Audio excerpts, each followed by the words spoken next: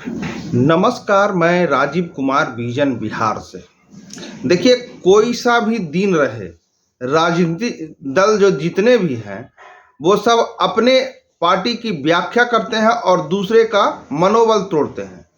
और independence day जैसा दिन पे भी राजनीतिक पार्टियां दूसरे को बुरा भला कहने में देर नहीं करती है, चाहे वो आरजेडी हो, जेडीयू हो या रामविलास जी की पार्टी हो। इंडिपेंडेंस डे 2023 पीएम मोदी पर हमला करने वालों को चिराग पासवान का करारा जवाब। बताया महागठबंधन के डर का कारण नरेंद्र मोदी, ये कहना है चिराग पासवान का।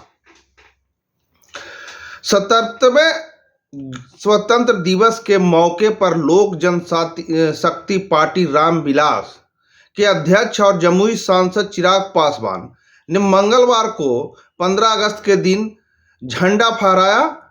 इस दौरान विपक्ष के इस बयान पर कि पीएम मोदी लाल किला से आखिरी बार झंडा फहरा रहे हैं, इस पर पलटवार किया है। चिराग पासवान ने कहा कि प्रधानमंत्री ने लाल किले की प्राचीर से जिस तरीके से अगले साल पुनः तिरंगा फहराने की बात कही है, ये विश्वास देश की जनता ने उनको दिया है। एलजेपी सांसद चिराग पासवान ने मीडिया से कहा कि देश की जनता ने 2 बार नरेंद्र मोदी को प्रधानमंत्री के तौर पर चुना। 2014 से बड़ा जनादेश 2019 में मिला और इस बात में कोई संदेह नहीं है कि 2019 से बड़ा जनादेश 2024 में मिलेगा। आज 15 अगस्त के दिन जिस नए लक्ष्य का जिक्र प्रधानमंत्री ने किया, जिस विकसित भारत के निर्माण की सोच प्रधानमंत्री ने लाल किला की प्राचीर से दिखाई है, उस सोच को पूरा करने के लिए एक मजबूत नेतृत्व की जरूरत है, जो कम से कम महागठबंधन या किसी विपक्षी दलों का गठबंधन है, उनके पास तो नहीं है। इस सोच को अगर कोई पूरा कर सकता है तो वह पीएम नरेंद्र मोदी जी हैं। 2029 से पहले तीसरी अर्थव्यवस्था के रूप में होगा भारत, ये चिराग पासवान बता रहे हैं। चिराग ने कहा कि आज दुनिया में देश मजबूत अर्थव्यवस्था के तौर पर उभर रहा है। आज भारत दुनिया में 5वीं सबसे मजबूत अर्थव्यवस्था के रूप में है। 2029 के चुनाव से पहले तीसरी सबसे बड़ी अर्थव्यवस्था के तौर पर भारत की पहचान होगी। इन तमाम कार्यों का ही परिणाम है कि देश की जनता का विश्वास पीएम मोदी पर चुनाव दर चुनाव बढ़ता जा रहा है। विपक्ष और महागठबंधन पर हमला करते हुए जमुई सांसद चिराग पासवान ने कहा कि जो लोग सपना देख रहे हैं कि अगले साल पीएम मोदी संभवतः लाल किले की प्राचीर से तिरंगा नहीं फहराएंगे, तो वो कहीं ना कहीं अपनी घबराहट को छुपाते हैं।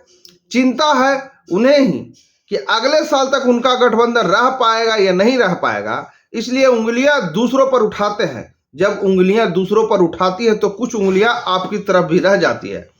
यह वही झुकाव है जिससे महागठबंधन के लोग डरे हुए हैं।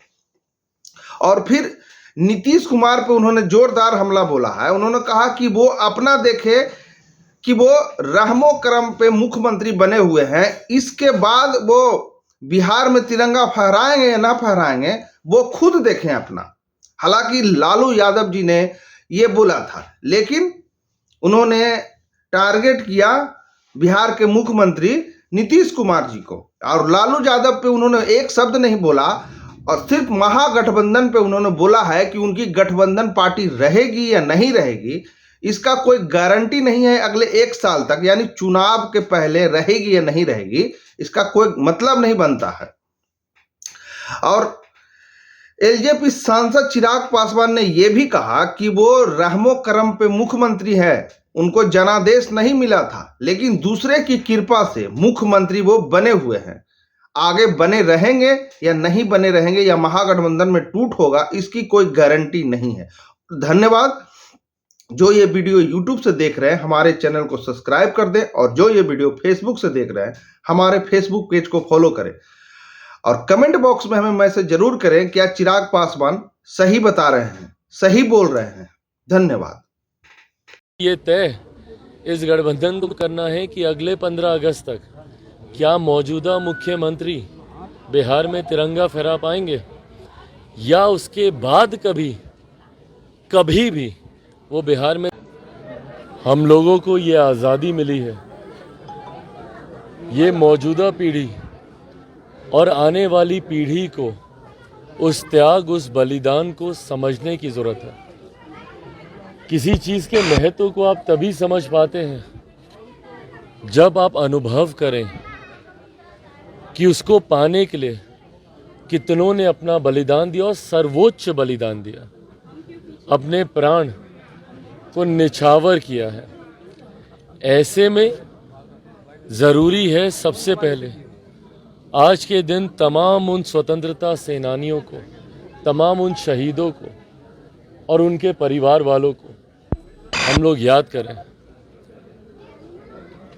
आज जब इस स्वतंत्रता दिवस पर देश नए लक्ष्य तय कर रहा है, हमारे प्रधानमंत्री आदरणीय नरेंद्र मोदी जी ने 2047 का एक नया लक्ष्य देश के सामने रखा है, जहां आज़ादी की 100वीं वर्षगांठ पर देश एक विकसित देश के तौर पर दुनिया के सामने आएगा।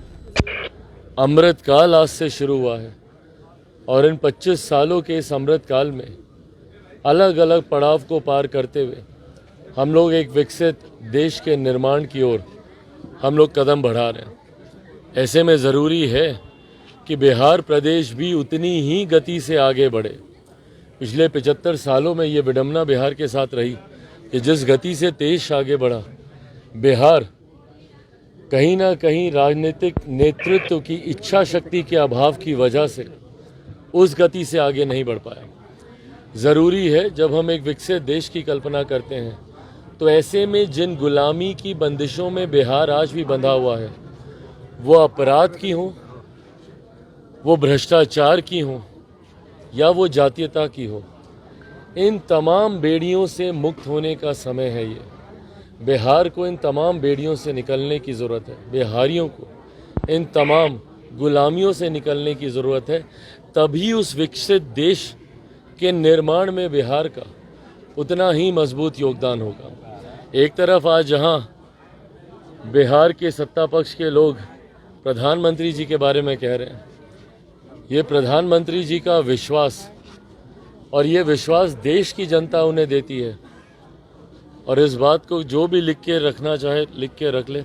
इसमें कहीं कोई संदेह नहीं है कि अगले साल पुनः 15 अगस्त पर लाल किले की प्राचीर से पुनः हमारे आज के प्रधानमंत्री आदरणीय नरेंद्र मोदी जी ही देश का तिरंगा लहराएंगे। पर यह चिंता उन लोगों के लिए ज़रूर है जिनको यही नहीं पता कि अगले चुनाव तक उनका गठबंधन भी टिक पाएगा कि नहीं।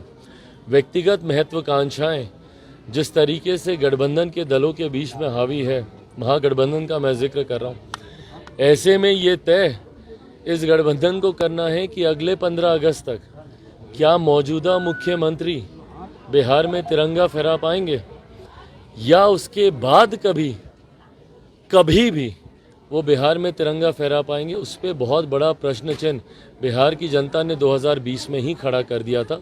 दूसरे की कृपा पर ज़रूर आज ये तिरंगा फहरा पा रहे हैं, पर वो दिन दूर नहीं जब वो आखिरी तिरंगा होगा। उसके बाद पुनः कभी मुख्यमंत्री जी बिहार में कम से कम तिरंगा नहीं फहराएंगे 15 अगस्त पर।